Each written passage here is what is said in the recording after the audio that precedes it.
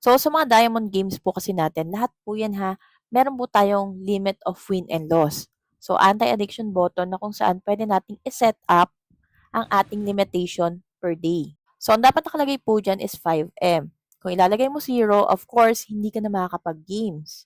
So, gaya ng sabi ko, once per month na kung saan, bibigyan ko kayo ng example, halimbawang ikaw po ay mag edit for October 30. So, ilang araw na lang, November na.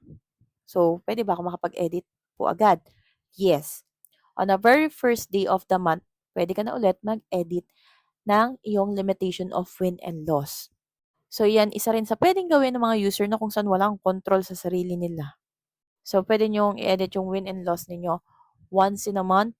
And if you wanted to change it for the second time, gusto nyo magbago ang desisyon nyo sa buhay at gusto nyo mag-games ulit, you must pay for 1M diamonds. Ang laki nun! So, once po na nabayad yun na yun, yung 1M diamond, syempre hindi na yung mababalik. Kasi nga, you pay para ma-reset yung limit of win and loss mo. Kaya kung sakali man po na kayo po ay na-edit ninyo na hindi sinasadya for this month, bawi na lang kayo sa November 1. Laging every first of the month kayo mag-abang ng pag-change po nito.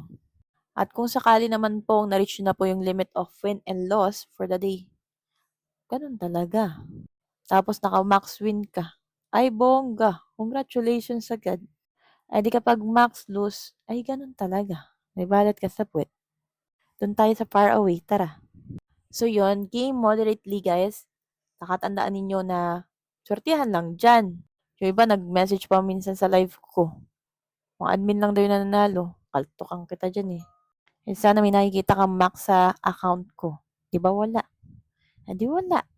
So, kung sakali man na, ngayon, kagaya ko na matalo ako, alam ko yun. Sino sisisihin? Sarili ko. Ako yung dutdut na nuntot eh.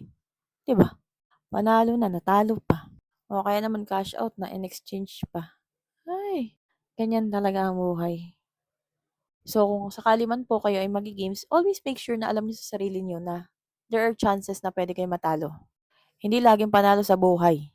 Kung gusto niyo na laging panalo, ba't hindi ka gumawa ng sarili mong games? Tapos pasali ako. Gusto mo pala laging panalo eh. Tingnan natin kung hindi ka tumaob. Ganun talaga. Kung talo tayo, panalo ang iba. Mag-focus ka na lang sa ibang way to earn on the application rather than focusing on game. Okay? Fun Islands is for entertainment. So, yun ang gawitin mong pang-entertain sa sarili mo kung sakaling bored ka nakaka-live. Okay?